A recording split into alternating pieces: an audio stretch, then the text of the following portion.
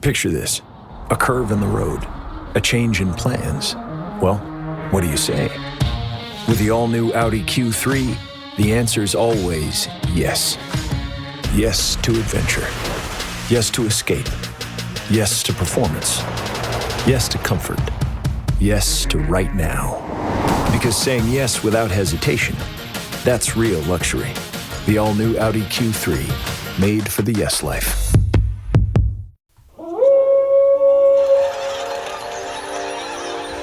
News team, assemble!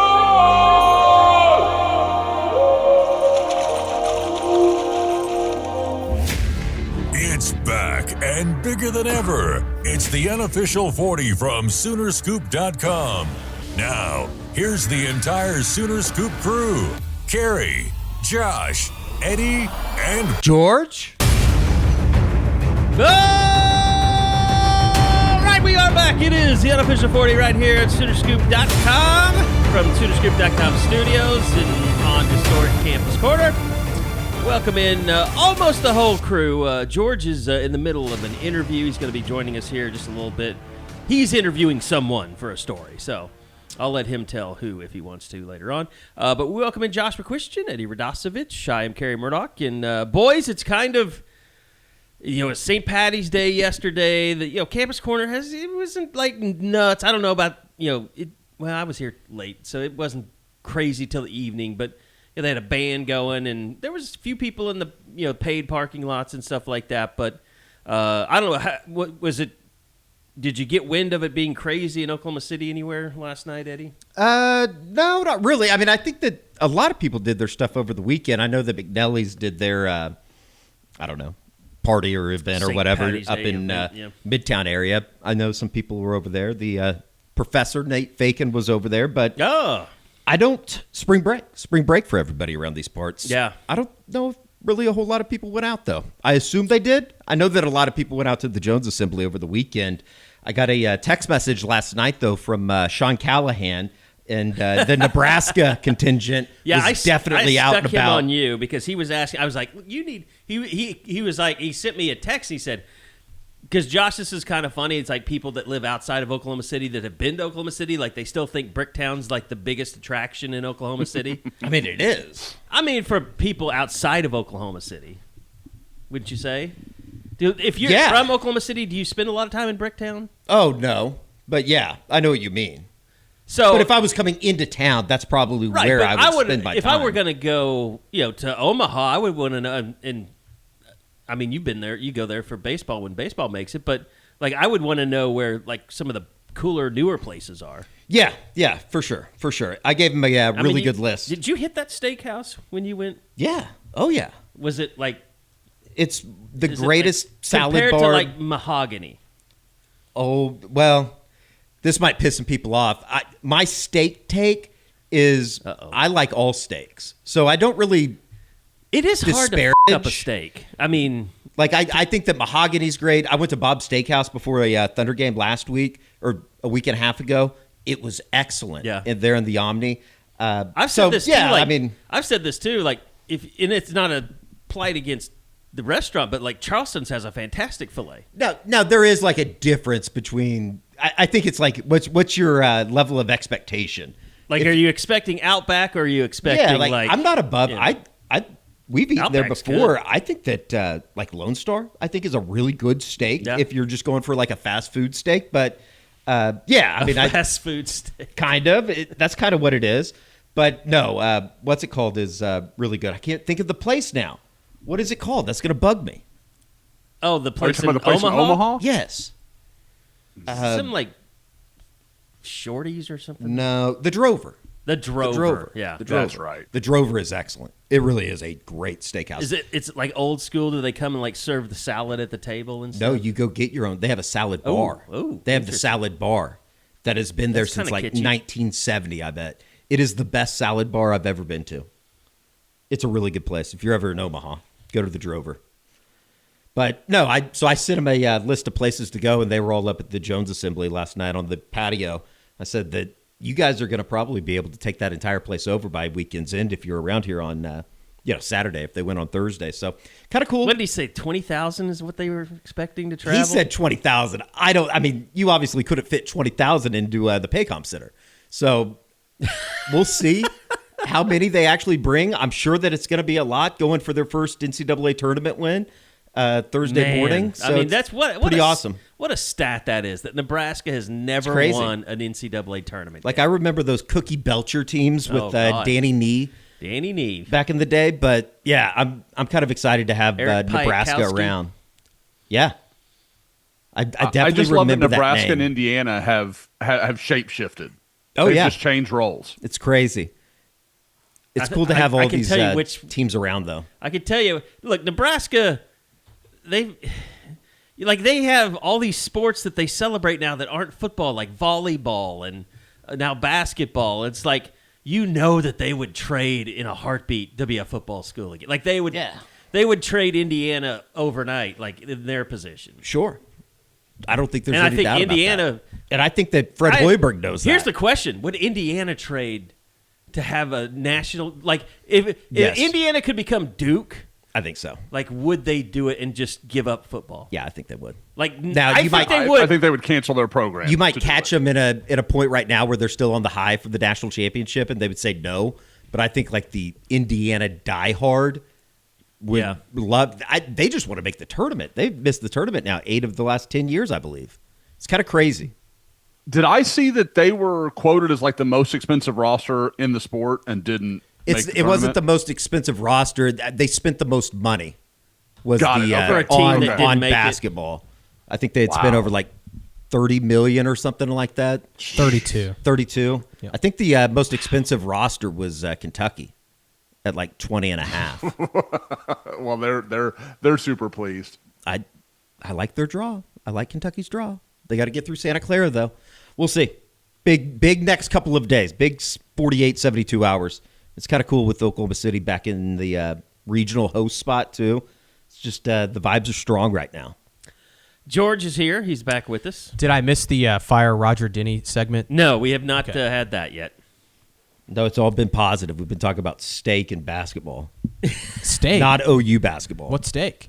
Just any steak restaurants, like a Nebraska fans defending on. Oh, Mahogany.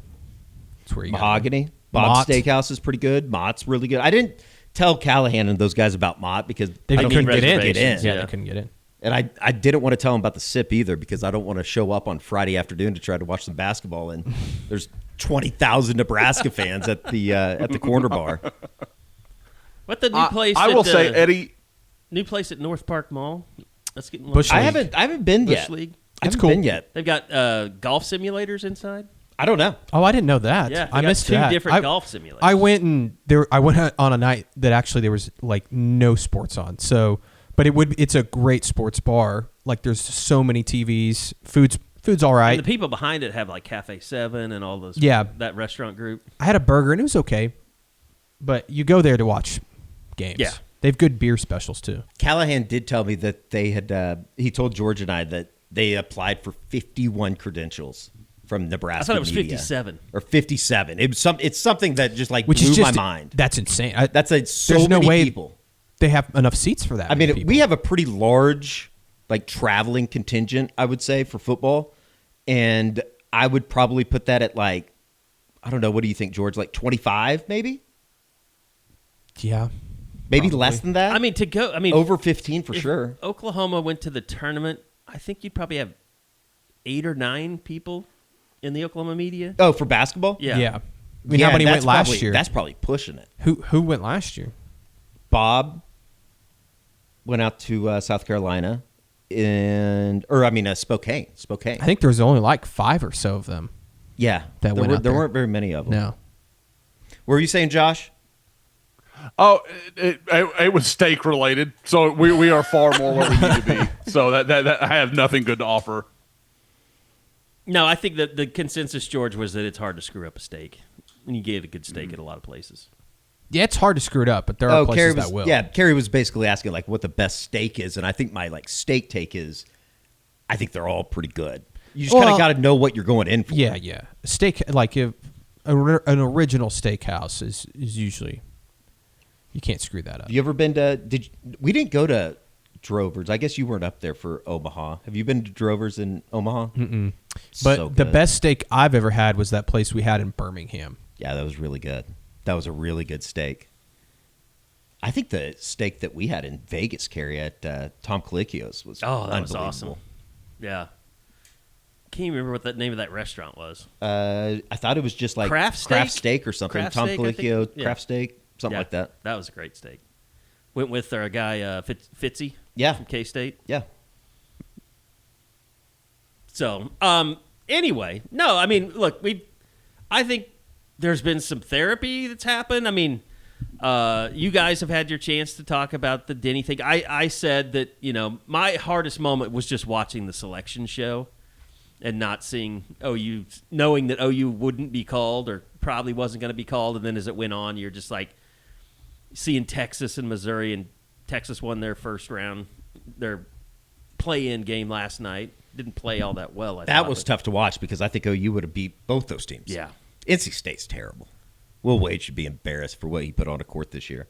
I actually watched too much OU baseball last night. I was expecting them You didn't miss much. I Or was you expecting didn't them- get much, I guess. I was expecting them to just do anything. But, yeah, the bats just went silent last night. I mean, it was kind of it's definitely an excuse, but they flew down there yesterday, showed up like 2 hours before the game, and just kind of went through the motions. Slept walk through it. They need to. I don't think that this is like controversial, but just go win a game this weekend in Baton Rouge. At some point, LSU's going to start playing better. Well, I saw last night A&M was losing to Texas State or. I don't know about A&M. I know that Texas got beat. They lost to Tarleton State last night in Austin. Got 2 hit. You just want to win series at home and didn't LSU don't get swept on the road. Did they get beat by Vanderbilt over the weekend? LSU goes into this weekend series losing 6 of their last 9. They won last night, so I guess 7 of their last 10 they've lost, including a home series sweep to Sacramento State 2 weeks ago. I'm glad that you were in a press box this weekend because that wind was ridiculous. It was the worst weather I've ever seen a baseball game played in. That includes like some pretty ridiculous Little League tournaments and stuff like that. It was insane. I mean, Eddie did used to be an umpire in the summers when he first started working here. Hell yeah. And then the parents chased him away. No, I just didn't want to do it anymore. I did I don't that. think the parents, I would do that. The parents were never that bad because once you start like getting upper in age, like really good competitive baseball, the parents are actually like kind of chill because they know that they don't really have an effect on anything. I mean, you have unruly coaches and fans here and there. I did umpire in Duncan between, during the summers when I come back from school. And I did it one year and then I wouldn't do it again because you and I get why like Oklahoma as a state, like it's going through a referee crisis. It has been for a long time. They just can't get enough people. But people just make it miserable to be a referee. And it's really like in Little League, it was the coaches because you had this, you would have these coaches questioning every call that you made when a kid was clearly out at first or there was clearly a strike. And they would say the most insulting things to you. And you're just like, buddy, I'm on a full scholarship playing baseball right now. Why don't you get out of my face? I thought about doing Major League umpire school. It was definitely a thought for a while, maybe when I was like a senior in high school. So the basketball program. I don't know. I must have blacked avoiding out the because I subject. felt like we were there and then something happened. I wasn't. I blacked started out. talking about baseball. I was Take us down that road. and we kind of talked about all this on the Hoops Report, but I was genuinely surprised when I woke up on Saturday morning, the night after OU gets beat, loses to Arkansas, the season comes to an end. I was kind of surprised that they already made the announcement from Roger Denny, and they didn't wait through Selection Sunday, that kind of stuff, which I guess in a way, if you're going to keep him, you might as well get it out there in the open. Obviously, a lot has come not out necessarily afterwards, but they're going to continue playing the season after we recorded the Hoops Report, found out they're going to the premier postseason college basketball tournament, played in April, called The Crown in Las Vegas. Look forward to that. I am excited as just a sicko to continue watching this team, but Sure. I think the bigger conversation is, Porter Moser and everything that goes into it. Do they? Here's what I would like to know: like, does OU get to keep any of that money, or does it all go to the players? Like the current players? Yeah, I don't know. Now wait a second. Is the $500,000? That's the total purse, and it goes to the current players. It's not like you can take this $500,000 and you get to use it for That's the upcoming way that I roster. understand it. That's the way that that it goes I to the current. it. Like Nigel Pack's going to get a cut of this Correct. money. Okay, that's the way that I understand it. Yes, and I believe you win. I don't know if it's $25,000 or something for winning the first round. You win money if you win the second round, and then the winner gets $300,000. So you could win up to $500,000. Now, correct me too if I'm wrong. Does this mean they're going to play in that preseason tournament as well next year? Yes. I don't know. Because isn't that how it kind of works? I don't know. To be completely honest, I would imagine this is probably one of the last years of the Crown. Oh, okay. Well, but I have no idea because I know that like got some good programs in it. The preseason thing that you're talking about, George. I know that there's been some articles here over the last couple of months that teams are still waiting on payments. So I don't know exactly. Like they were trying to shop the TV rights to it for it was something crazy, like $2 billion or something. It was like, well, nobody's ever going to do that. So I don't know. Either way, it sounds like Porter Moser's coming back. I know it's been a controversial subject. Doesn't sound like. I mean, he is, unless he takes another job. He is coming back, as it was announced by Roger Denny. I don't know. I think it's a little unfair to just sit here and say that Roger Denny's an idiot for doing it. This episode is brought to you by Peloton. Step up your sweat with the Peloton Cross Training Tread Plus. Swivel your screen 360 degrees and follow your favorite instructors on and off your tread. Track your form and reps with the movement tracking camera. Feel supported as you train on the cushioned slap belt and move to the beat with sound by Sonos. Elevate your workouts with the Cross Training Tread Plus. Protein is now at Starbucks, and it's never tasted so good. You can add protein cold foam to your favorite drink or try one of our new protein lattes or matcha. Try it today at Starbucks. I understand. I know that George and I were talking about Joe Masato's article in the Oklahoman. It lays it out there pretty good on the pros and I guess cons of bringing him back versus moving on. I get both sides. To me, I mean, it was just clearly a financial decision that Denny made. I mean, and he said it in his statement, or not in a statement, maybe it was he's done several interviews, and he's kind of said if you do the math, it doesn't make any sense. Yeah. And I think, because from my perspective is fire him. I'm pretty open about that I felt like we've seen this for 5 years. The standard should be higher. And I would think that you put some truth serum in Roger Denny and Porter Moser, I think they would say the same, that the standard has to be higher. They have to win more basketball games. But I think when you sit in Denny's position, I can understand why he did what he did. He's a month into the job, not even a month into the job. He doesn't want to be the guy that comes in and just fires somebody who's just won 8 of their last 11. He's also not been around the apathy of the fan base. Yeah.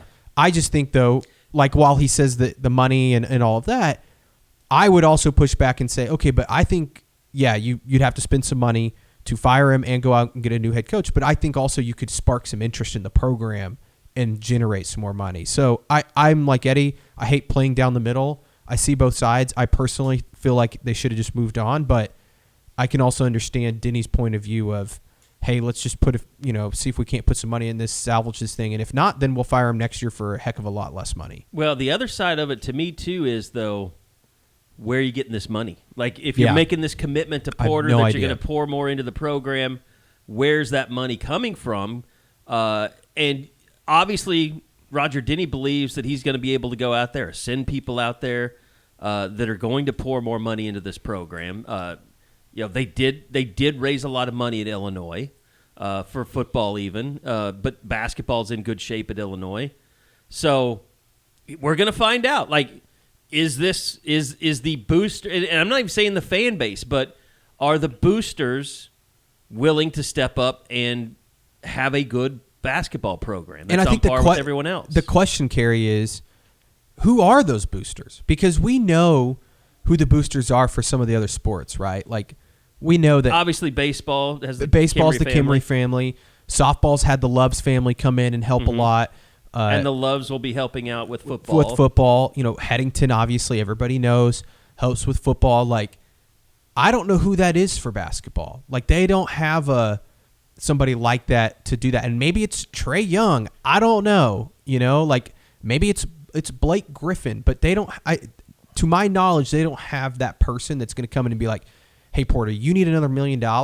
Here you go." Yeah. And I think especially now after what we've seen the last 5 seasons, whoever that person is, whoever has been helping out, is probably like, "What the hell am I continuing to give to this if you guys can't even make the NCAA tournament?" And that's the thing that I think kind of, frustrates me the most is the bar shouldn't even be to just make the NCAA tournament. You should be making it and doing something in the NCAA tournament. They can't even make it. Yeah, I think any basketball program, like, it's kind of like the women's team. It's like your expectation is that they're going to be a 4 seed or better when the NCAA tournament comes around. And that should be the expectation for Oklahoma or somewhere in that range. Right, yeah, I like agree. Somewhere around like a 6 seed every year or something in, and every few years you go on a run like Lon Kruger would do. Like that's what the expectation for OU basketball should be. The game's changed a little bit. It's just changed in women's basketball too. And they're winning. Well, when you say the game's changed, you just mean the NIL perspective? Yeah, I think so. I mean, Georgia's winning basketball games. Are they spending all that much more than OU in basketball? I mean, they are spending more. They basically no. I think they are spending more, but I see what you're saying. I agree with a lot of what you're saying. I just I get the idea. Yeah, you do need more resources, but it's like the stuff we talked about earlier, George. On Monday in the Hoops Report. I don't think that resources are the reason that they lost to Missouri. Right. Like, there are other examples of that. The whole season was definitely a good representation of where this thing's at, where you have that high, then you have the lowest of lows, losing 9 in a row, and it's like having a real conversation. Are they going to win another game this year? And then they won 8 of 11. I don't know. It's also like you put up some of the numbers. Like, I didn't realize that, Porter's got a worse winning percentage in the conference than Mike Boynton did in his 7 years at Oklahoma State. And when he puts it like that, and I think that was in Masada's article, it's like, oh shit, it's been that bad. Because when I think of Mike Boynton, I think of, man, what a failure that was in Stillwater. Yeah, I mean, it's been a failure in Norman. The conference record is awful. It's one of the worst conference records win percentage wise in the last 70 years of OU basketball. And why the resources thing, the lack of resources thing, kind of falls on deaf ears for me. Because one, sure, they should pump in more money, but this team, the way they played down the stretch, should have won more games than they did. Yeah, they should have been. They should have been like a 7 seed in the NCAA tournament. One more game, and you're not even having this conversation. Correct. They would have made the NCAA tournament for the second straight year. It's not good, and I just don't know, like, the idea of bridging this gap between a fan base that obviously is not happy. I don't know how that's bridged. Is winning just going to cure all? I kind of don't think so. I think there's a lot of people that have kind of looked at the program and go, we're out. We're out until he's gone. And maybe they come back if they start winning. I don't know. I've said it before. And, when we first started talking, I think it was after maybe the A&M game, when the Buddy Hield night. I mean, we know who Porter is. Like, he's been here long enough to know what you've got. And even if you spend more in the roster, like you guys are saying, there's no guarantee the results are going to be that much better because, I mean, people have said it many times. Like, that 9-game losing streak, there was coaching malpractice in the middle of that thing. At times. Awful. I mean, and just like losing at South Carolina, losing at Mississippi State, those are losses that I don't really care what the resources are like. You need to go win those games if you're having a serious product out on the floor, and they certainly didn't do that. It's just, I don't know. And so if this is it, and they're going to say, hey, Porter, we're going to give you all the resources that we possibly can. This is it. Like, year 6, there better be some results, or they have to move on, or you really will kill the program. You really will send it into something of a spiral, kind of like Indiana's been, where you're just trying to patch the holes. Look, and money's not always the answer, right? Like, Indiana's a perfect example of that. Yeah. I mean, Kentucky spent a lot of money for what they're still a good team, and you're talking about them being in a good spot in the tournament, but like Eddie, we talked about this early in the season. They wanted to run their coach out of there early in the season. That's kind of like talking about OU football fans, though. If they don't go like undefeated they lose to anybody. Anybody it's time early. to kill them. Yeah. But it's just been. I think they've had some off-court stuff too that has certainly not helped Mark Pope. But maybe they go into the Sweet 16 this year. By the way, that's win 2 games. That's got to be the first time somebody has suspended multiple players in the NIL era last night with OSU. That was crazy. I don't know what did they end up really winning? happened. Yes, they did win. Yeah. They did win. One despite. And they asked if the players would be available for the next game, and he said he didn't have a decision. Yeah, yet. this is for the NIT. They suspended 3 of their top 3 scorers before the game. They went through warm-ups. They were on the bench and just didn't play. That was the oddest thing I've ever seen. And he wouldn't really necessarily say what happened. It was just a team rule thing. Something tells me they'll be back out on the court on Sunday against Wichita State, but we'll see. Good win for Tulsa, too, while we're doing basketball. But let me say one thing, too, just about the reaction to one article this week on the website. There's no conspiracy here. Like, we're not carrying anyone's water as a company. I don't sit there and I never tell these guys you can write this or you can't write that unless it's libel, or it could get us in trouble legally. But look, when you have a place like Sooner Scoop that is growing, you're going to have different voices. You're going to have people that see things. We're not sitting there writing articles about Texas basketball. I mean, that would be too much for me. Or anything Texas related, that had nothing to do with OU. We're not getting into that at Sooner Scoop, but Bob wrote a story talking about Porter, why he deserved another year. Great. I mean, we don't agree with that, but at least I don't agree with that. George I think clearly we've all doesn't. kind of made it known. Yeah. But, Bob wrote an opinion piece, which, hey, good on Bob. I mean, Bob is a guy that doesn't give opinion, even when he does the Hoops Report. He's not really a big opinion guy. He's kind of just the facts. But look, there's no concerted effort to do anything around here and support this or that. I mean, I think you guys can tell we do appreciate certain people and figures, and we're kind of fans of people when it comes to players sometimes, or maybe coaches. And we've said this many times. We all like Porter. I think he's a really good person, a good guy. Seems to stand for the right things. But, it's just stop it with all that stuff. We're not trying to save anyone's job or carry any water. It's just people have opinions. I tried to save Joe John's job. Did you? No. I guess this kind of kills our idea, too, of Summer Series, Josh, with going over the top 10 people that we think Steve Sarkisian and his wife would be swinging with during the summer.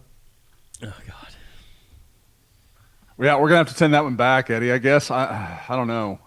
It's a whole rewrite.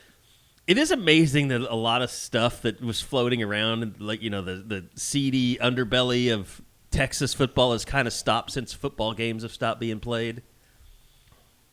Maybe in your circles, not in mine. You're never getting Tom Herman back. I'm sorry. Where's Tom Herman these days? Isn't he at Florida something? He's where Kiffin was, wasn't he? FAU or FIU or one of those? Right. FAU. Yeah, Florida Atlantic. What Boca did they do Raton, last man. year? Oh, he's not still there, I don't think. Whatever. No, he was fired in 2024. Oh, wow. I don't know if he's been coaching. Starting the season 0-6 in conference play and 2-8 overall. Yeah, that'll probably do it. He's 6-16 and 3-11. Tom Herman is definitely on the short list of guys that I thought was going to just be awesome. Scott Frost, Nebraska. Tom Herman, Texas. Those are both guys that I thought, yeah, they got very him. Similar arcs. This is going to be not good. Well, I mean, the downfall pretty much. Who was the Missouri quarterback? Chase Daniel? No, they said Chance he Mock? was with Denver. Yep. Chance Mockwood played at Texas. Drew Lock. Yeah. He's terrible. I covered him. Yeah, in you Denver. covered him. But that was bad. the Alamo Bowl, right, where they were mocking. Oh, each other? yeah. They did the backpack thing. Yeah. Between the kissing the players and the backpack thing, like it was all downhill for Tom Herman from there. Hey, but he's still a member of Mensa International, according to his Wikipedia page. That's so weird. So he's got that. All right, we're gonna move on. It is spring break and practice is gonna start. But before we do that, hopefully, if you're out, on St. Patrick's Day, maybe you're not feeling so great. Maybe you realize, hey, you need to get healthy. You need to do some better things. You need to maybe drop some weight. You can go check out our guys at Cody Drug RX. Will and the guys, they are gearing up to get healthy. Whether you're looking to drop weight, boost energy, just feel better heading into 2026, Cody Drug, they've got you covered. They offer multiple custom compounded peptide-based weight loss options, including popular GLP-1 medications and performance-focused peptides that help you recover faster, burn fat, and stay sharp. Also, they love teaming up with Oklahoma med spas and longevity clinics to deliver high-quality peptides quickly, safely, and with top-tier service. So while OU tries to get back into the playoff chase next year, let's get ready for it with them. Visit CodyDrugRx.com to learn more and see how you can get started. Cody Drug, personalized medicine built for champions, and also go check them out on all their social media channels, Instagram, CodyDrugRx. And Eddie, I know you're probably looking forward to going out and seeing some players next week. I was thinking more about seeing the right side of a line this week with basketball ahead. But spring is springing, Sooner fans. Patty's chasing another national championship. The spring game is back. If OU sports are the reason for the season, LASIK and lens replacement at Enjoy Vision are your ticket to seeing it all clearly. Whether you were born a boomer or a little Sooner, Enjoy Vision provides personalized vision correction for every generation. Don't get benched by contacts or reading glasses. Schedule your free LASIK or lens replacement consultation and join Gen C at enjoyvision.com. That is the letter NJOY vision.com. Enjoy Vision. This is where Sooner Scoop gets a fresh perspective. All right. So it is spring break. It's we're going to be all about basketball here at the end of the week and over the weekend. So, unfortunately, you won't be able to watch the Sooners at all. You'll be able to watch one of them. The women. Come on, man. Well, The disrespect. It's not disrespect. It's just, I'm still hurting a little bit. I'm gaining. I need Reagan Beers to, go out there and get me cheered back up. Her and Aaliyah Chavez just talked to Aaliyah's dad. I didn't know if you wanted to talk about that or not. Yeah, the story's going to go out like tomorrow or Friday, but sounds like you had a long conversation. He was awesome. He was really good, very blunt. They've definitely enjoyed their time at Oklahoma this year. Is it over? No. Okay. I think that it's just beginning, but I think she has a chance to really. Everybody knows who she is already in the sport, but this is a moment that she can kind of, really take a grasp of the sport. It is kind of crazy that you see some of the stuff that ESPN's putting out here over the last, 72 hours or whatever since this selection show on Sunday, leading into the first round starting tomorrow. Friday. There's a lot of Aaliyah Chavez talk. Yeah. It feels like that. I can't remember ever seeing. ESPN put out she's like the number one freshman to watch in the tournament, which cool. Makes sense. She's going to probably win some sort of. She's already been named ESPN's National Freshman of the Year, but we'll see about AP and all of that. I don't know when that comes out, but it just is funny too that she didn't win SEC Freshman of the Year. Just ridiculous. It's crazy. But yeah, it should be fun, and it sucks that they have. Did her dad have an opinion on that? That you could potentially. Okay, could be a big part of the story. Is what you're saying. Maybe. Not really. He just was like, yeah, it is what it is. But I think that it sucks though that they play at 9 p.m. on Friday. You better get ready to stay up late. I think Hoops fans are used to staying up late with the Thunder. It's kind of crazy that the Idaho men are here. They're playing Houston, and the women Thursday are here, night, and the women are here, and they're both the last game of their day. Oh, I didn't know that because Houston and Idaho is the, I think, 9:15 start here on Thursday night. What's night. up with that? Why is Central Oklahoma, the Central Time Zone, getting these late tips? Just a guess. I don't know how all of the 16 regionals or pods are for the women. I bet Oklahoma's one of the only west of the Mississippi. UCLA? Yes. That's what I'm saying. Who else outside of UCLA? I don't know. Let me look up the... I bet they're one of the only people, or one of the only teams. Are they in Seattle? Like Seattle or I don't think somewhere in Washington? I don't think there's anybody in Washington hosting. We talking men and women? No, I'm just talking women. Here we go. Hold on. I mean, men are playing out in San Diego, Kansas playing out there. Michigan, Minnesota. Michigan's Eastern or Central. Minnesota hosting. Ohio State's Eastern. I think UCLA. You're right. So these are all. Norman is one of the most westernmost. Yep. It's crazy. Locales. In fact, I think it is the most, except for UCLA. Yeah. So I would imagine that's why. But well, that's super lame. 9 p.m. sucks. I hope fans still go out to the game because it. I bet they will. I'm sure they will too, but 9 p.m. is just brutal. You might not be able to get the person that's on the fence though that wants to bring their kid, 5-year-old kid or something down. Sneak a 5-hour energy into their juice pack. Yeah, I've been pro amphetamines for a long time. You heard it here first, folks. Drug your kids. No, but I mean, I hope that everybody shows up, and I think they will. I mean, I think.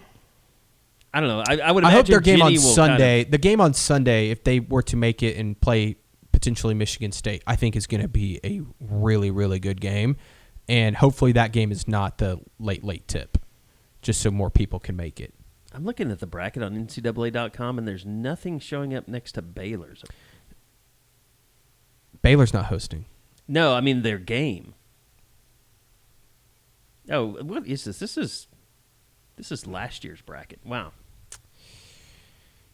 Anyways, it's on the front page. Don't condescend to me. I'm not being condescending. Anyway, if I could find. Did you guys see though that the women's bracket is I think it was ESPN put out the stat. Seeds 4 through 16 have like only just a 0.9% chance of making to the Final Four or something. Like women's basketball, it's almost always like the 1s and 2s are the only teams that ever make the Final Four. There's just not near as much like teams going on a run that are not. I think we see it though. I mean, we've seen just firsthand this year the disparity between that upper echelon tier, the middle tier, and then everybody else. And that's why if OU gets to Sacramento and has to play South Carolina in the Sweet 16, it's just going to be a really, really tall task. Yeah, no doubt about it. So it's either all in Sacramento or all in Fort Worth? Yes. Correct. They have Region 1, Region 2, Region 3, Region 4, and one's in Fort Worth, the other's in Sacramento.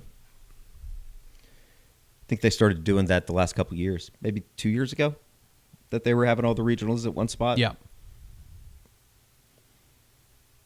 And so you got Nebraska and Richmond and Missouri State and Stephen F. Austin in the play-ins tonight? Yeah. And the Nebraska's playing in Cameron Indoor. Because they have... Are they really? So they have, like, the play-in games, instead of going to, like, Dayton like the men do, the women just go play at the site that you're playing into. So Nebraska's playing at Duke. That's cool. Whoever the other two teams are tonight are playing at the place that they would stay and play in that region. Interesting. But to get a Cameron Indoor draw is pretty cool. You have any, Eddie, who is, I know, I think were you doing bracket research yesterday? Yes. I've been doing a lot of research. Who are your biggest upset picks? I'm just giving those out for free here. Service right now, yeah. I'm just giving those out for free. I don't think. Well, here's the thing.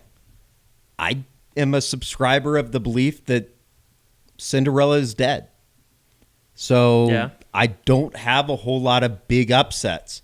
I think UCLA could get to the Sweet 16. They were playing really good basketball at the end of the year. Donovan Dent's been incredible. I think Kentucky with the right. Again, we talked about Kentucky's problems this year. I like their draw if they can get through Santa Clara and beat Iowa State in the second round. St. Mary's, Texas A&M in our own backyard is going to be one of the games of the day on Thursday. It's kind of fun to see Varian McCaffrey back into the NCAA tournament with Penn. They won the Ivy League, upset Yale in overtime. TJ Powers, a name to know. He was unbelievable in their Ivy League championship run. I kind of like VCO over North Carolina without Caleb Wilson. I kind of like Nebraska to get to the Sweet 16. I like their draw. I think there's going to be a bunch of Nebraska fans here and beat Vanderbilt in the second round. Do you have a 15-2 or no anything like that? I have all top 3 seeds winning their first round game. I don't think there's going to be Tennessee any. State. No, you know who the head coach for Tennessee State is? Nolan Smith. Remember him from Duke, the Duke point guard? There's a bunch of former NCAA guys that had runs that are in the tournament this year with their team. Siena's coached by Jerry McNamara, which is kind of fun. So in your world, you could see UCLA upsetting UConn in the second round? Absolutely. Absolutely. I don't know how good UConn is. I don't think much of the Big East this year. Although St. John's is kind of an interesting team. I don't think they're going to beat Duke, though, in the Sweet 16. Did you see that video from Patino? Which one? Just going after his team at halftime. Yeah, it's from a couple years ago. Dude still has some fire. I think it's from a couple years ago. I've been duped. That was from a HBO special that they did, I think in his first year at St. John's, so I guess last year. All right. It's the best 48 hours of the year, though. It's going to be awesome. It's up there. Yeah. I'm excited about it. Welcome, everybody, to Oklahoma City. Are you guys hanging out here and watching it? I won't be here tomorrow. Tomorrow is Women's Basketball Media Day, so I'll be up here covering that. And then probably we have one of the best setups to watch the games. We have a really good setup. So we have a really good setup. I'll probably watch most of them up here tomorrow. Yeah. There's no better feeling than when that music hits at 11:01. Yeah, it's great. It's the best. Chris Webber in town, too. He's doing all the games here. Oh, is he really? Yeah. Him and Dave Rowden, I think is his name. How about does the Braves games? Dickie V doing the play-in game. It was one of the worst commentated games I've ever had. It wasn't good, and he's lost but quite a bit. It was awesome. It was so bad. But it was remember, awesome. he made before all the cancer stuff. Like he refused to do that. He was like, "I'm ESPN and ESPN only." It was cool that they were able, and that kind of maybe signals maybe he's retiring at the end of the year or just fully cutting back from what he's doing. But yeah, him and Charles Barkley were awesome last night. Yeah, they were just talking and kissing each other's asses the entire time. They weren't even talking about the game. I don't even know if Charles Barkley could have named like 7 guys on the floor at one time. I don't think he prepared. It was awesome. I will tell you, if you watch Dickie V on the Saturday games, you and I talked about this. Carl Ravitch wants him out of the booth. He's just like, it's like the Michael Scott meme pushing the old guy out of the conference room. He's had enough of Dickie V. But, glad he's back and got a voice and can do games. And yeah. He's a legend. Anything football-wise you guys want to let's get these boys back in town. I'm ready to start You want to wait till they get back in town and then... No, I'm just saying I'm ready to... If they had practice tomorrow, I'd be ready for it. Yeah, I would be too. It will be somewhat interesting, just a lot of the stuff that we talked about last week coming out of meeting all the coaches, but... kind of just interested to see some of these position groups, how they end up breaking down. I know the offensive line is something that we had talked to you about, Josh, just in terms of what that looks like with so many new guys and how that rotation, like, are they going to really dedicate themselves to putting Ryan Foje inside? Is that a long-term plan? I don't know. I don't know how it's all going to work out. Yeah, I just think the Amarian Harris thing, I think, is just so interesting because it gives them some flexibility. They're not locked into any one idea. It doesn't have to be one thing or another.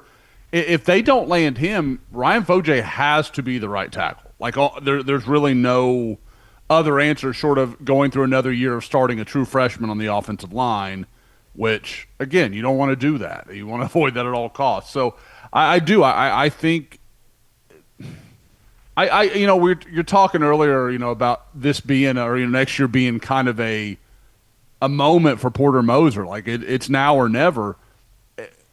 I think for a lot of OU fans, there's that feeling with Bill Bedenbaugh. Like the offensive line needs to start getting back to the groups that we all know him for. Like, again, like I get that you're not going to be 2017, 2018 all the time. That's not realistic to expect. But we've watched some bad offensive lines for a couple of years now, like, or at the very least, some lackluster ones. And now it feels like the pieces are in place for this to be a much better group. I think you can trace what's happened with the offensive line. One, it starts with recruiting, but we really found out, and Oklahoma really found out, like, just getting a bunch of transfers and filling those spots with those guys doesn't work. And that's when they decide, okay, we have to go out and spend the money. We have to go get Fasusi. We have to get Foje. We have to get these guys.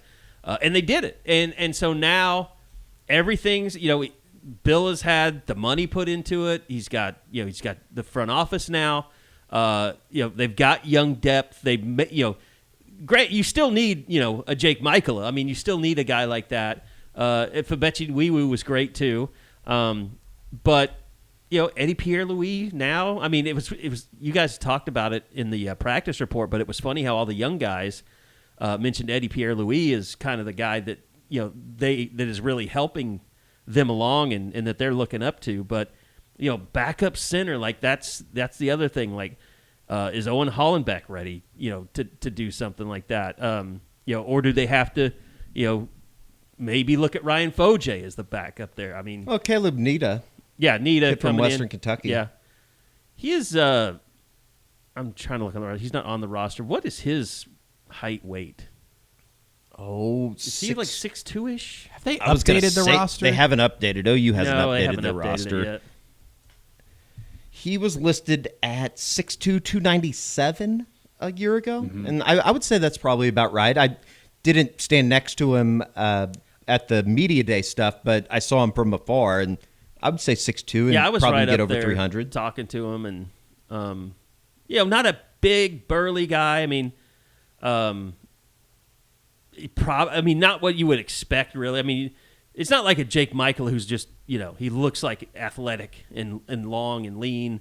But yeah, I mean, I think that backup center, I mean, that becomes the one position to me. Like you said, Josh, you have some flexibility now at tackle because of Amarian Harris and,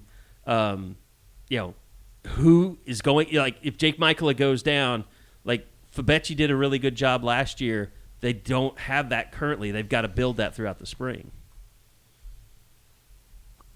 Yeah, I mean, you're right, because that's, to me, I feel like the starters are fairly obvious. Like, if you want to exclude right guard, like, I think you could argue that Ozida and Foje, like, there's a competition there to some degree.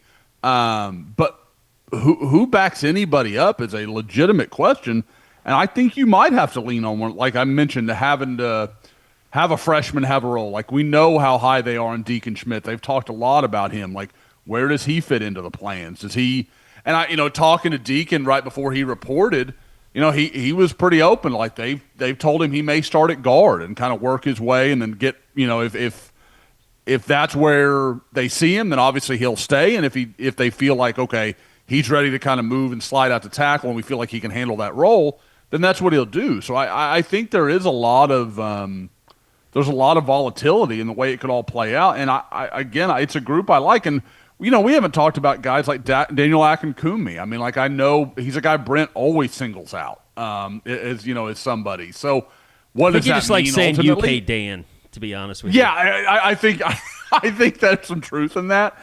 But, like, I mean, there are some guys, like, the kid I'm enamored to see is the Peyton Joseph kid, the transfer from Georgia Tech. I think he's got tremendous potential. It's just about, can Oklahoma get it out of him? Definitely the one guy that we just don't talk about. Like, I find myself kind of almost forgetting about Peyton Joseph sometimes. And that's who else we don't talk about? Indication of anything that we've heard or anything. You know who else we don't talk about? Like, if you come out of spring with one storyline, this would be the most positive storyline as far as that offensive side line? of the ball. Yeah, offensive line. Darius Afalava? Yes, that's exactly who I was thinking of. If you've come out of spring and they're like, Darius Afalava is really coming along. Like, he's a guy that could solve a lot of your depth issues. I think, like, those are all the questions on the offensive line, and I think the same could be said just in terms of, like, what does Marcus James look like right now? I find the linebacker and just the unknown of the guys, Taylor Heim, Nesta. James Nesta. Yeah, I couldn't think of his name. Another guy that I know everybody talks about and feels pretty high on to a certain extent in talking about all three of those guys. Yeah, Nesta is the one that, like, I think somebody asked me a question in board chat yesterday, and it was just kind of like, who's somebody that not enough people are talking about, but there is some buzz. Like, he's one of those guys to me that, like, when you talk to people, it's kind of like, just keep an eye on him. There's nobody that's, like, this guy's going to be an All-American. It's nothing like that. It's just this guy's better than people think. It's kind of the conversation that I hear most of the time. I know you brought up Wyatt Gilmore. Somebody brought up Wyatt Gilmore the other day. I just said that he looked good over at Pro Day. Yeah. And Brent, next to Nigel. Brent said on either Spring Media Day or on the interview he did with The Breakdown that he's been phenomenal. And I watched him a lot last year, because for whatever reason when we had our outings, it always seemed like he was in a special teams group that I was closest to. He moved really well, and I remember thinking to myself, like, that kid might have something. The other guy I really wonder about, like, could you potentially possibly get some good reports out of spring ball would be like Alex Shield night. I mean, I hate to steal a meme from our board, but this is like the exciting white segment. When you want your spring break to feel like... and your kids' pool day to feel like...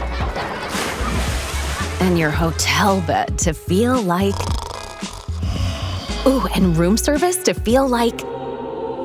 because at Hilton, hospitality feels like... Your cabana's ready. Would you like fresh towels? It matters where you stay. Book now at Hilton.com. Hilton, for the stay. My day kicks off with a refreshing Celsius energy drink, then straight to the gym. Pre-K pickup, back home to meal prep. Time for my fire station shift. One more Celsius, gotta keep the lights on. When the 3-alarm hits, I'm ready. Celsius. Live, fit, go. Grab a cold, refreshing Celsius at your local retailer or locate now at Celsius.com. We're having a real time. Well, it's here. Defense, Didn't he? Wasn't he hurt all last year? Yeah, he had the knee injury at the that end of his terrible senior season. injury, Yeah, like a quarterfinal, semifinal. It was late in the year when he got hurt for Wagner. And Andy Bass. We'll just round out everybody here. There we go. Yep. Just round out everybody. Whites, Every exciting white on the team. No, I of anybody next week when we go to practice or whenever that time comes, I just want to see Trinae Washington. If this 270 that we talked about last week is actually real, well and all because that. if it is, not only am I reinvested, I'm doubling down. Well, if this is some sort of dietary plan they got from Carl Albert, Marcus James may be moving to defensive end, and Tristan Haynes is going to be about 220 and absolutely rocked up. So, I can't wrap my head around that number. Like I keep picturing it, and it's just wild to think about. But if he's that guy and has retained, 85% of his athleticism, that's a scary possibility. That's a guy that even with what they have brought in through the portal, they're going to have to find some way to make use of a guy like that. Here's a question I find interesting. Is Grayson Miller still the punter next year? I think it's an open competition. I do too. The way he finished the year with some of the just duds he threw out there. My guess is he will be. Because he had a really good overall year. Yeah, he was great for a big part of the season. I do think it will probably be an open competition, which is, I think, Ulrich staying is kind of a signal of that he's been told, hey, you're going to have a chance to win this job back. And Brent kind of said that, didn't he? In his press conference, he kind of talked about the punting. Might have been during the filibuster. It definitely was. That felt like one of the few things he singled out as like, it wasn't good enough. I mean, I'm not saying it single-handedly lost in the game against Alabama. No, but like if you go back and watch that game, the field position battle, that punt, they really dominated bad. the field position in the first half, and then they couldn't get out of their own end zone there in the south end zone, especially in the fourth quarter before that final possession. And let's face it, offensively last year, they were a field position team. They needed to win the field position battle. Yeah. 100%. So, yeah, I mean, obviously the easy stuff to throw out there is the receivers, and the running backs. And I don't think, practice is going to be all that different with the running backs. I think, Deland McCullough is probably going to run a similar practice to what DeMarco did, just not as many cuss words probably, I'm guessing. But he did talk about, and this might not be something that we see during the spring, but rather like at the beginning of the season in August, but he did talk about getting guys to the season healthy and getting not just one, but multiple guys and not having to fight through some of the battles that they have over the last couple of years where you enter the season and you're down, 2 or 3 running backs all of a sudden. Mm-hmm. So I think that they will do some different stuff, but maybe that's more so in August than it would be in March.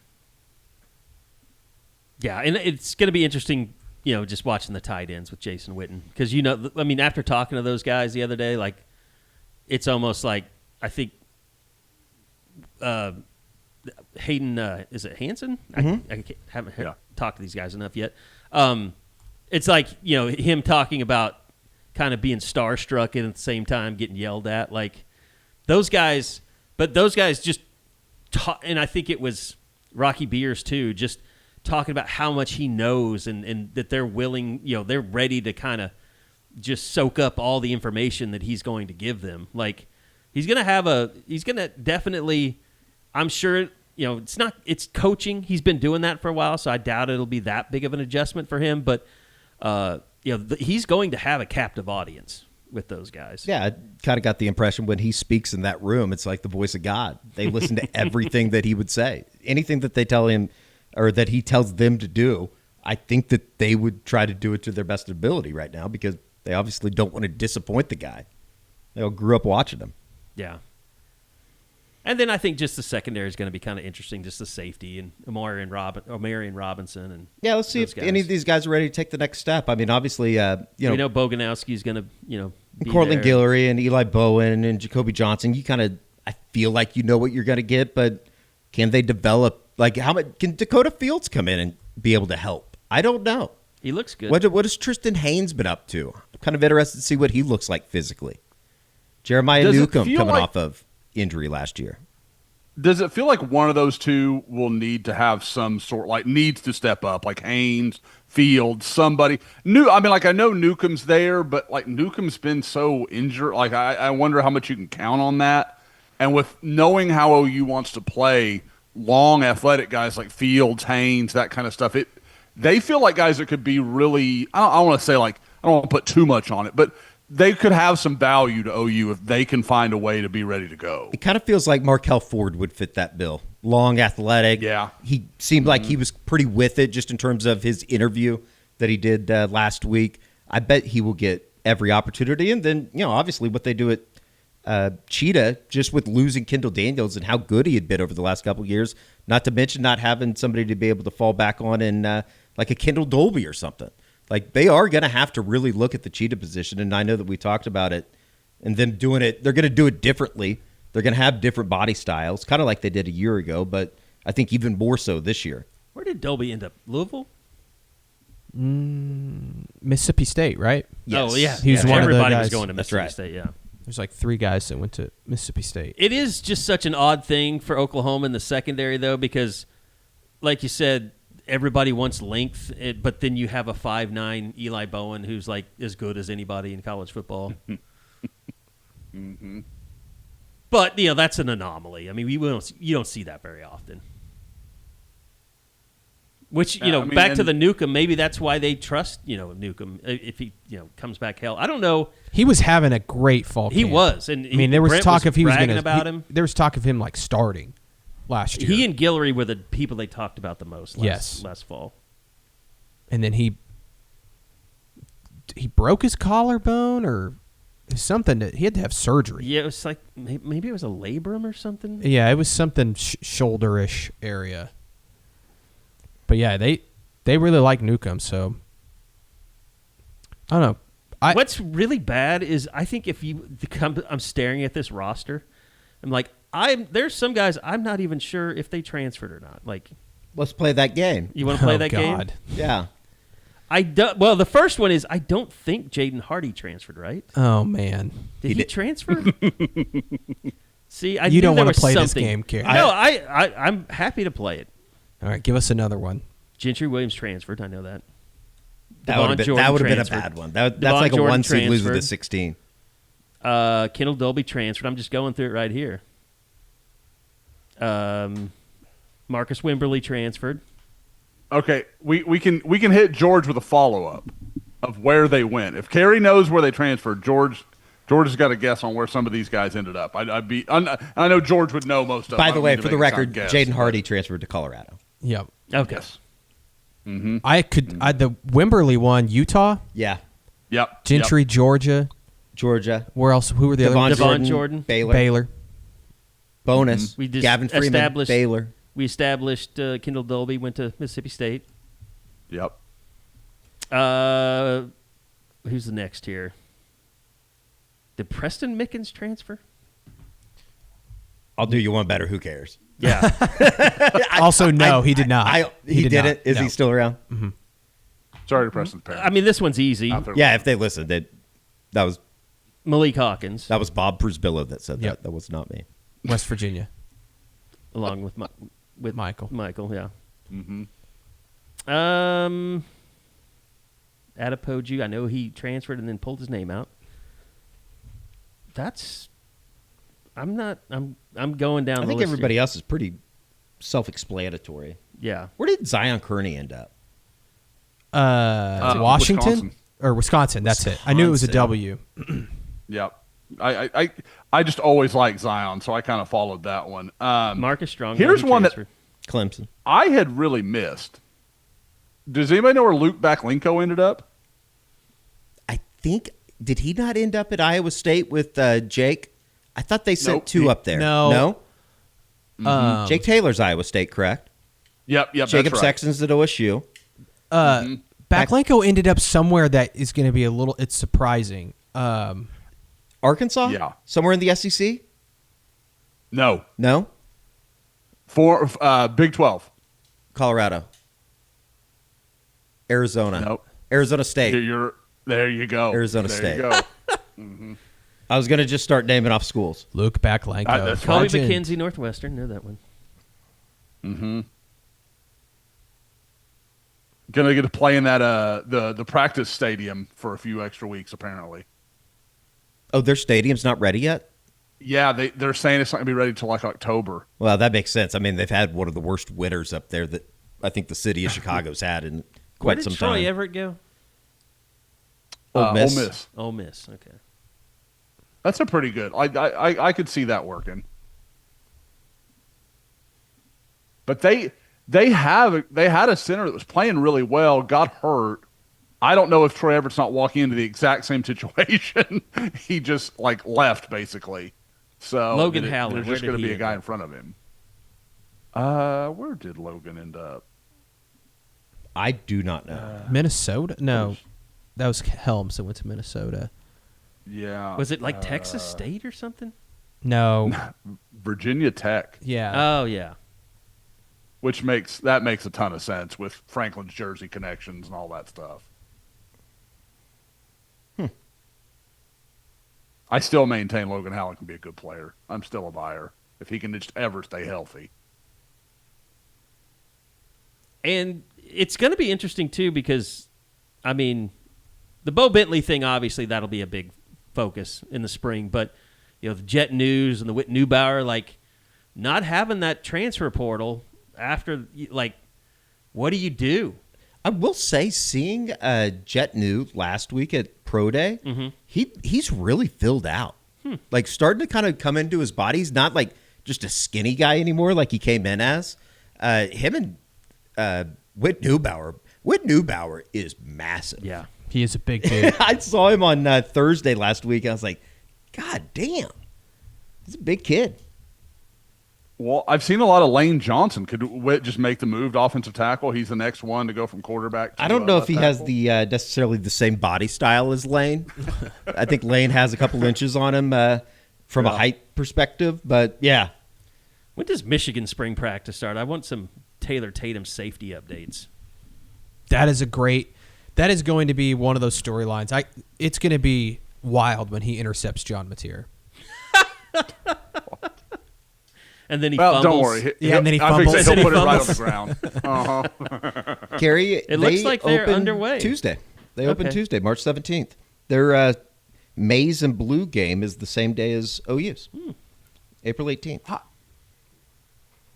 Playing safety for Kyle Whittingham, man, I don't know. Like that just, there are some systems where I'm like, okay, yeah, he could play that. I don't know. Kyle Whittingham is a no nonsense kind of dude. I still almost wonder if that was like a something that was put out that was just never true. Like I'm almost kind of half not believing that he's going to start in the safety room up there, and I'm sure he did. We probably would have heard by now if he didn't. It's crazy. Never would have thought. It is crazy going through the wide receiver roster from last year. I had a great question in my mailbag. Uh-huh. You have two options. Hold on. Let me pull it up. It was two options of which wide receiver room would you want. And you have to pretend that injuries were not a thing. Okay.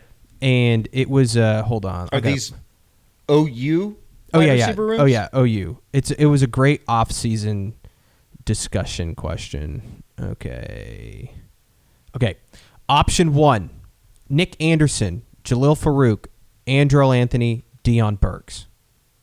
Option number 2, Isaiah Satania, Parker Livingston, Trell Harris, Elijah Thomas. I mean, I think it's easy because I can't easy take now, my brain out of the other. But I would even say, because, man, if Nick Anderson, Jalil Farouk, Andrel Anthony, and Deion Burks are all healthy, that's a good room. Yeah. That's a really good room. But I guess I'm the one choosing option A. I guess that's me. Yeah. I don't know. It's a great question. I think people forget how good Andrel Anthony was before he got hurt. But here's the X factor in that question, in my opinion. He was the guy on third down. Is because I agree. If all these guys are healthy, it's probably option 1. But what makes option 2 to me intriguing is I think Elijah Thomas could be the best of any guy that was just mentioned. I think he could be the best receiver of all of those guys.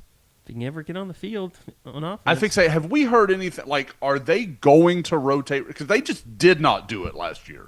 I don't know.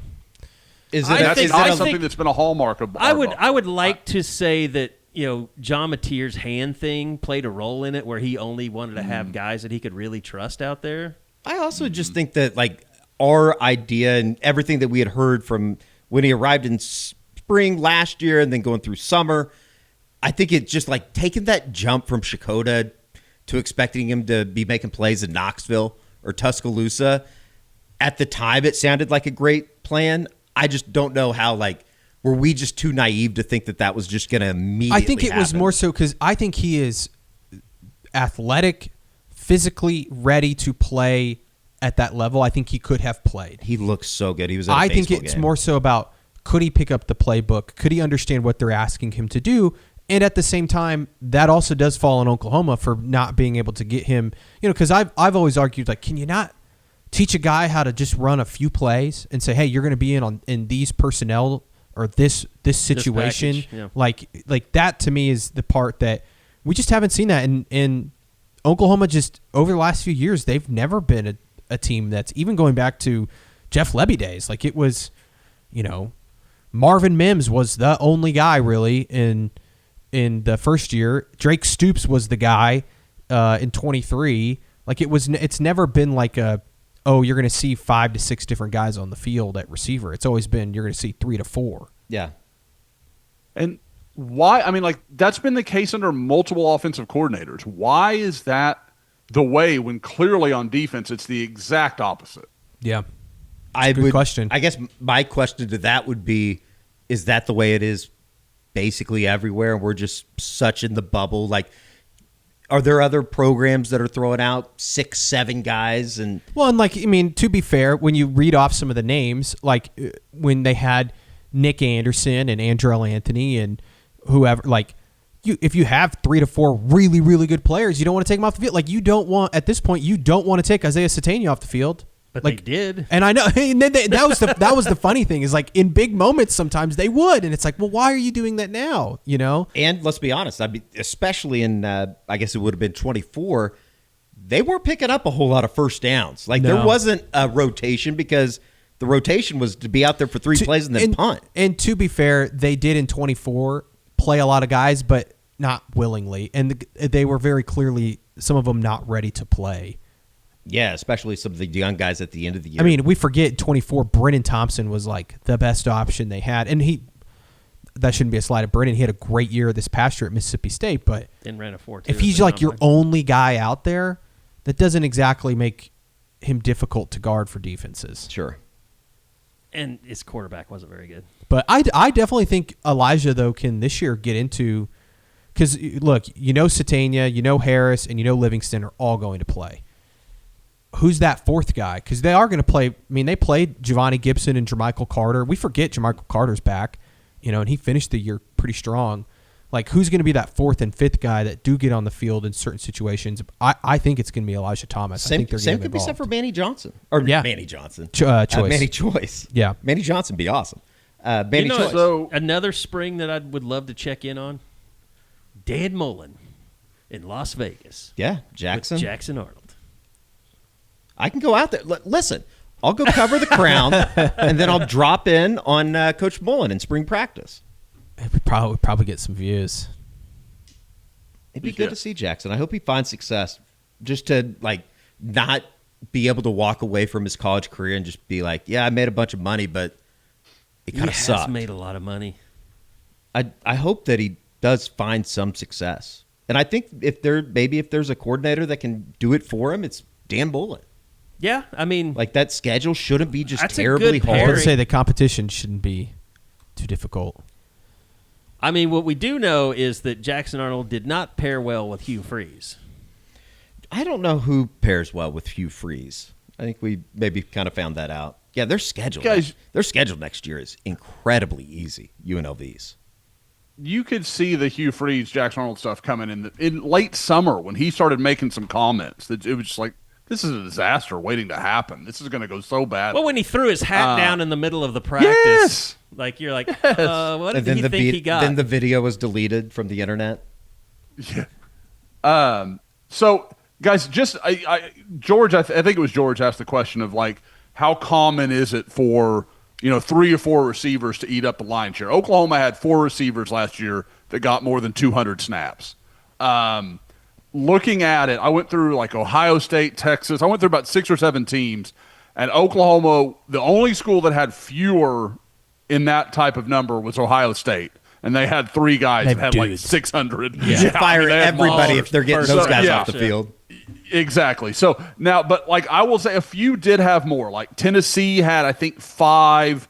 No, I'm sorry. I'm looking at Tennessee. Tennessee had 3. Same deal. Tennessee had 3 guys that ate up everything, and they didn't have another receiver that had more than 100 snaps. They had one. Their fourth guy got 100 snaps. So I think that's pretty common with Heupel too. I don't think that's a one-year thing. Well, I don't think any of us are saying they need to play 8 receivers, but I do think, agree. I think around 6, is probably a good number. And look, I think that when you look at it on paper, I wouldn't take Satania, Harris, or Livingston off the field a whole lot either. But I do think that you can come up with some scenarios and situations, personnel, where you're getting Elijah Thomas the football and saying, go do something with it. What's crazy is when Kevin Wilson was the offensive coordinator and Sam Bradford was the quarterback, there would be games where he'd hit 14 different receivers or something. Yeah. I mean, they used to spread the ball around a lot. And they had a lot more weapons. They had a lot, and you have to hope that the tight end is more, I count Kanik as a receiver last year more than a tight end in a lot of ways, the way that they used him. But you'd think that more tight ends will be involved this year, running backs. So much of the offense last year is just John Mateer and Isaiah Satania. I would like to think that that's not going to be the case next year. Well, not to mention you get passing yards for those pop passes and stuff to the running backs. Yeah, I forgot the Michigan game. Mateer threw a touchdown pass, but it was the little pop pass to Deion Burks on the opening drive of the game. It was basically a handoff, but he was credited with a passing touchdown. And guys, to me, so much of that with Elijah Thomas is not so much about 26. It's about 27. Yeah. Like, you need to let him know he's going to be part of things. Like, that's got to be – because, I mean, again, all he's been since he was a sophomore in high school was everything. I mean, his senior year at Chakotah took them to the state finals and did everything. I mean, he really was. And, again, I get it. High school football, it's not the same thing. But that's a real culture shock to go and then have 2 years where you're a special teams guy, you don't really have a role. You've got to show him, hey, we believe in you. We can do this with you. You can be a guy for us, but we've got to weigh you around. Because, again, after 26, Trell Harris is gone. Isaiah Satania is gone. There's going to be snaps available for a guy that, can be made to believe that he's part of the plan. Well, and it just comes down to managing that room, too, because – if you don't get those guys ready, you're going to bring in portal guys, and then those young guys are going to leave. I mean, look how decimated the roster was last year. And we all thought that, guys like Zion Carey were going to be players, and we didn't know about Zion Raggins. We just knew that he was small and fast, and we thought the same thing about Brennan Thompson, and look what he did at Mississippi State. I mean,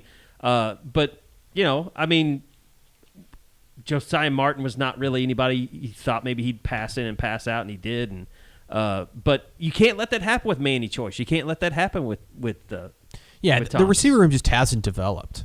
I mean, KJ Daniels we thought was going to be a dude. I mean, there just haven't been a lot of guys that have just gotten better. I did want to bring this up to kind of switching to special teams here. Did you guys read my story about Lloyd Avant and returning kicks? Did you guys know that OU under Brent Venables has only returned 62 kickoffs in 4 years? What was the number last year? It was something crazy. Yeah, they've returned 2 kickoffs. I don't know. Like, I have a bunch of people in the comments telling me that OU shouldn't return kicks. They should just take the ball at the 25, especially if the offense isn't very good. But it does. Talking to Lloyd, it sounds like they kind of told him. Change a game. Why wouldn't? Why I don't understand know why you wouldn't try. Well, you look at their averages. This is why they have it. Sometimes you would. Sometimes it's okay. Like, just get the ball back to the offense. Right. Well, this is why I'm guessing under Brent they haven't done it. They've been terrible at it. In 2022, they had 26 kickoff returns, 18.3 yards per return. That's not very good. 2023, 21 returns, so it went down 21 yards average. 2024 goes down again, 13 returns, 18.9 return average, and then last year 2 returns, 8 yards per kick return on those two. So is that they've one been of those terrible at it. Is that one of those things too, though, with like the new rules and even college football? I know it's completely changed in the NFL.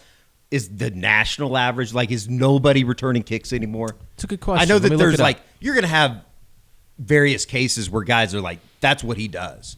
And they always try to, especially down to the P4, I would imagine, or, below the P4.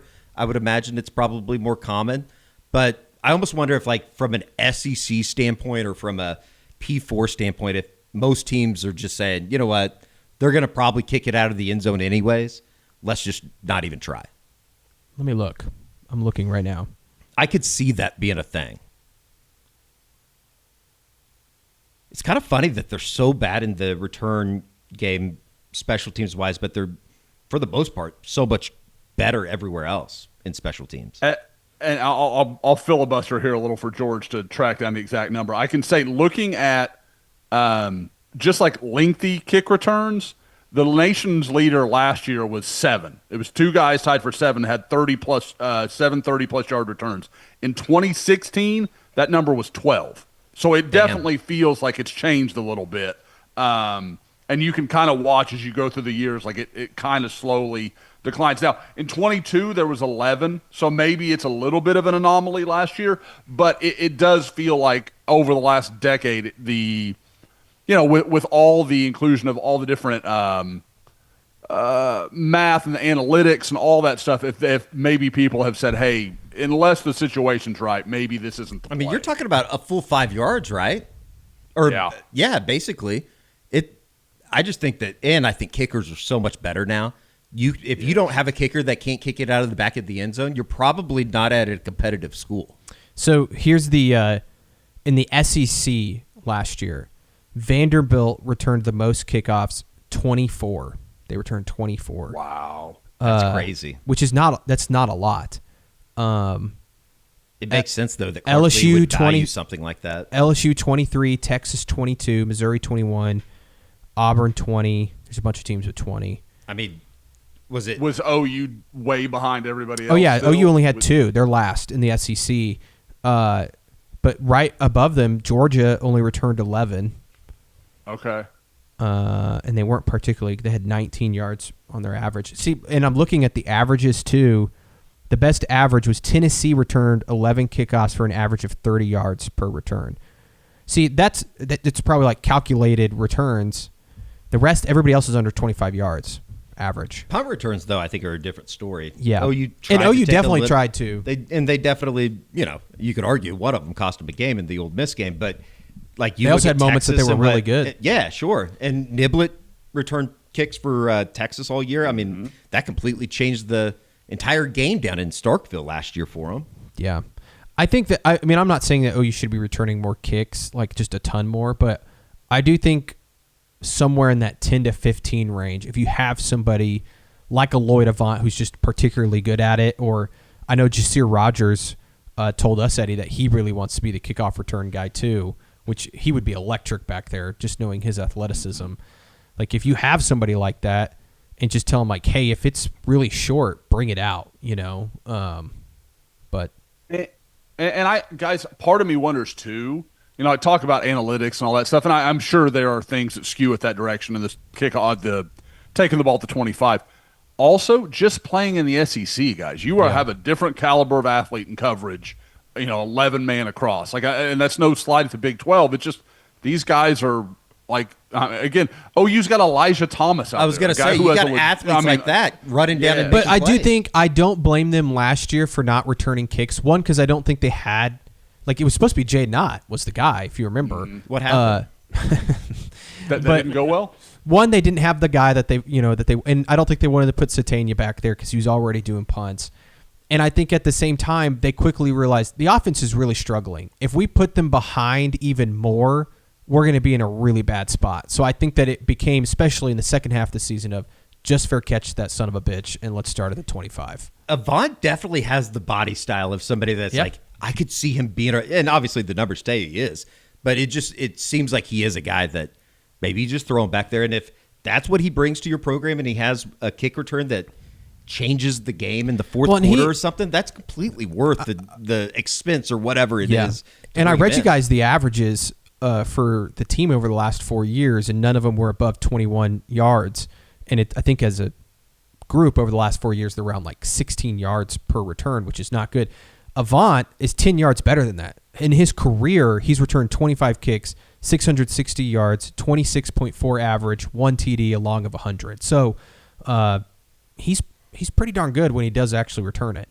Was Mixon the last kick return for a touchdown? I think that is correct. 16 against Ohio State. Yeah. Wow.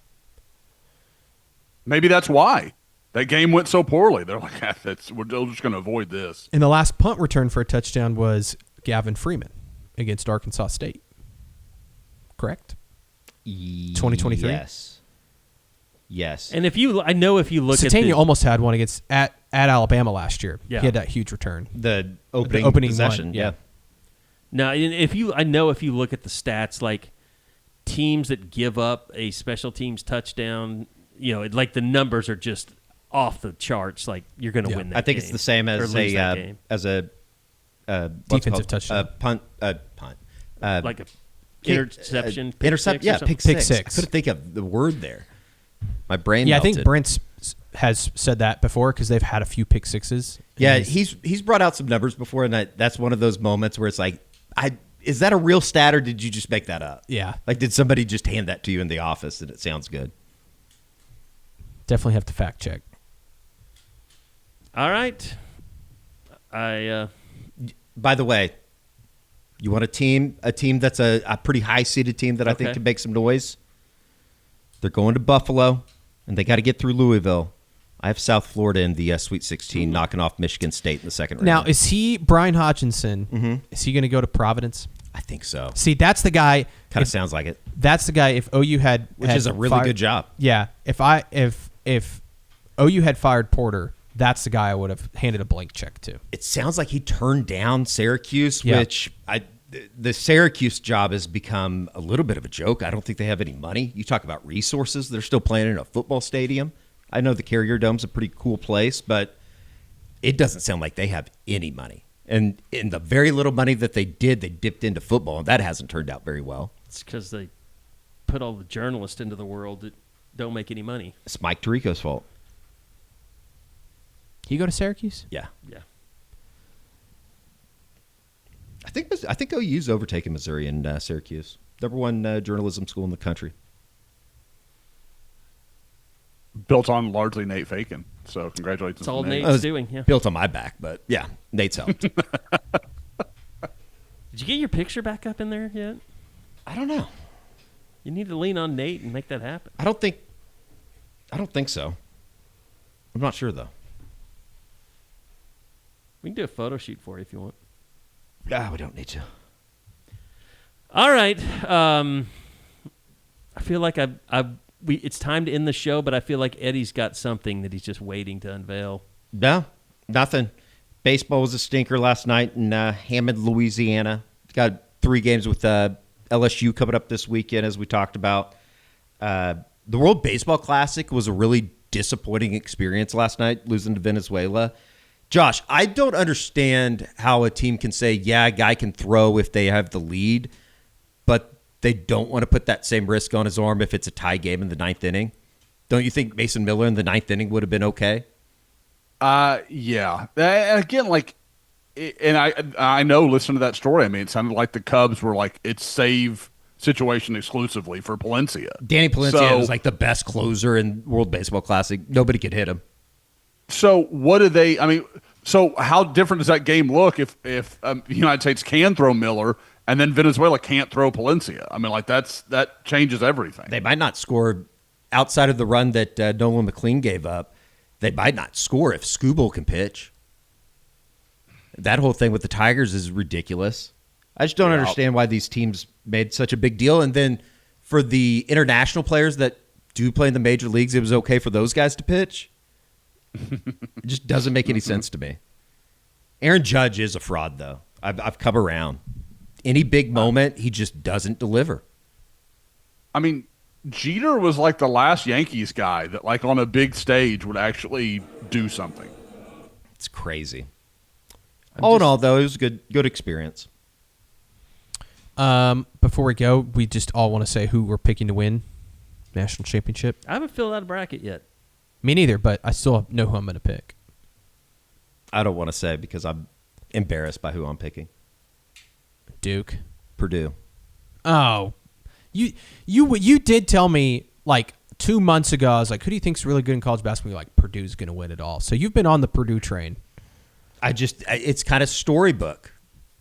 Don't we say that every year with Purdue? But this group is the group that lost as freshmen to with Zach Edey to Farley Dickinson. Oh, and they've all kind of come together, and they played terribly at the end of the year, but then they put it all together in Chicago in the Big Ten tournament. Ended up winning that.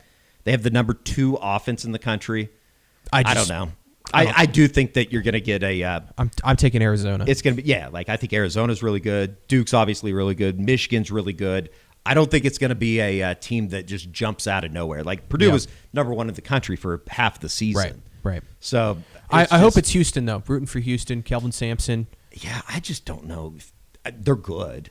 I think the last couple of years they've been better though. They've been better defensively. But that's the time. Maybe that's the story. Yeah, it'd be awesome, and it is kind of cool. And like this year, they're playing in Oklahoma City, obviously, so you have that connection to Oklahoma. They're playing to get back down to Houston. Yeah. Which, I don't know if you heard John Rothstein talking about this on PMT this week, but kind of like how that OU team that went to the Final Four in 2002, and then they had to go, or 2001, and then 2002, they had to go to Albany and play Syracuse. Everybody will have to be beating Houston in Houston to go to the Final Four now. It's kind of, I don't know, maybe this is the way that it ends. Josh, have you seen this last thing? Have you seen this Caleb Barnett thing? The Jinx football player? Is it Vanderbilt? No, I have missed it. If I can get this without the sound coming on. Hold on. Shut up, computer. All right. I wish I could play it for you. I mean, this can't be real, right? Look at this, Eddie. This can't be real, right?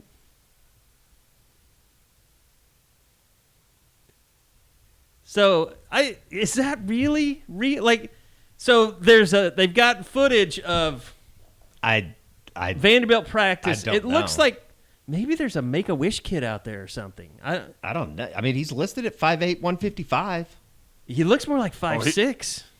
Who is this? He's real little. Caleb Barnett from Jinx, wide receiver. Who tweeted that? He is crazy fast, but he's little. Oh, Dove. That's the bot. He's a bot on Twitter. Yeah. But I do think that's probably a real video. It's probably a real video, and they made him smaller. Because in the video, Josh, it looks like he's no bigger than the video like 4 is foot. from someone named He's not that small. Elena Morris, Vanderbilt writer, recruiting reporter. So it's video from. Yeah, I think that's real video. At Elena M. Morris, ALAINA M. Morris, like you would spell it. Are you looking at it? It's a funny video. Holy shit. He's tiny. I don't Josh, know are you if looking at that's- this? I'm trying to It has find to be it. AI.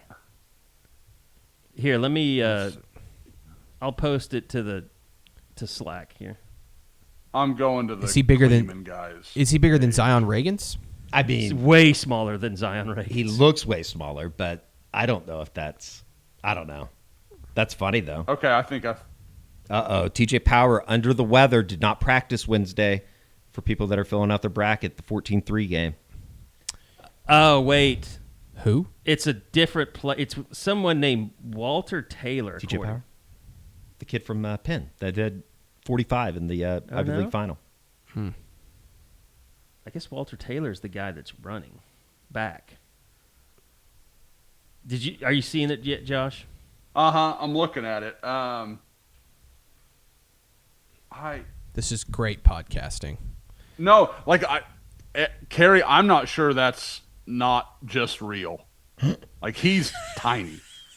Now, I wonder if their roster's It updated. looks like they have a little kid, like that's a coach's son or something. 5'8", 155 on the roster. On the Vandy? Okay, 5'8". He definitely looks 5'8". Who's the other guy? No, The other guy. I'm going to say Walter 5'8". Taylor is the other guy. 5'8's generous. He's little. Now he is a legit like low 10s 100-meter guy. Oh, okay. That makes a little bit more sense. The Walter Taylor guy, do you know what he's listed at? I'm going to say 6'4", 6'5"? 6'7", 235. Okay. So anybody standing next to this guy is going to look really tiny. Yeah, even like the 81 looks like he's about 5'10". The last guy he passes. Uh-huh. Yeah, that guy's a I mean, monster. look how much bigger that dude is than every other guy in that line. All the comments are definitely like, is this AI? Is number 13 a real person? Built like number 13. Built like a Kyler mini-me. Murray caught a stray. No. Well, looks that like was Kyler Murray The out Dove there. Kleiman thing says people are just confusing him with Diego Pavia. Which is harsh. Yeah. Yeah, I mean they're calling it out, so it's going viral. Best of luck to him. Yo, good kid. Like I dealt with Caleb a little bit. He's awesome guy to deal with. He was totally fine, but definitely small. People are tagging. Pardon my take. Yeah, this is gonna go even bigger. All right, that's good. Sorry for the visual discussion there in the pod, but next week we're gonna be back, and I believe we'll have seen some spring football. Is that 7 days? It's a week from today. We might go Thursday next week on the pod. Just if we have like some type of viewing, maybe next Wednesday. Yeah, we definitely probably delay that if we have a practice. We'll have some. I think we'll do some position breakdown stuff though. Maybe one side of the ball, or position to position, that kind of stuff up on YouTube, and obviously up on the site going into next week in the new studio. We're doing it from the new studio today. Surprise! Yeah, you just can't tell. It'll be on video. Mm-hmm. All right, that's going to do it. We'll be back. Josh thinks that's very, very funny. I appreciate that, Josh. Subscribe to my Patreon for NIT picks tonight. All right, that's going to do it. We'll be back again next week for another edition of the Unofficial 40 podcast right here on Soonerscoop.com. At Blinds.com, it's not just about window treatments. It's about you, your style, your space, your way. Whether you DIY or want the pros to handle it all, you'll have the confidence of knowing it's done right. From free expert design help to our 100% satisfaction guarantee, everything we do is made to fit your life and your windows. Because at Blinds.com, the only thing we treat better than windows is you. Visit Blinds.com now for up to 45% off site-wide, plus a professional measure at no cost. Rules and restrictions apply.